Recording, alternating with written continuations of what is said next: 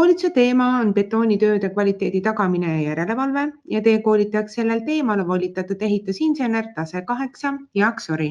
Ja annangi nüüd sõna Jaagule, palun. Tere hommikut.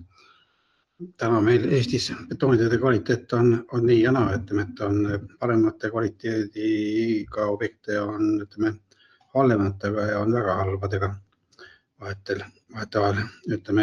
Paljuski ta seisab üleval siis teatud firmade kvaliteedi juhtimissüsteemidel ja teatud firmade siis töötajatel, kes on siis kas väga tublid või väga tublid ja siis on firmad, kus et samas firmas on ka mitte nii tublid ja esineb siis üksjagu kehvemat kvaliteeti ja reeglina on siis suuremates firmades korralike töödejuhtide kaasamisel töösse ja selgitamisel, kes neid töid teevad, võimalik saavutada paremat kvaliteeti ja teatud juhtudel ka siis, kui keegi projektijuhtidest tegeleb Excel tabeliga ja vaatab ainult seda, mis numbrid Excel tabelis on, siis et asjad võivad nagu untsu minna ja eriti untsu lähevad nad siis, kui tehakse alapakkumine ja alapakkumisega siis et ei ole arvestatud paljude töödega. Et mul on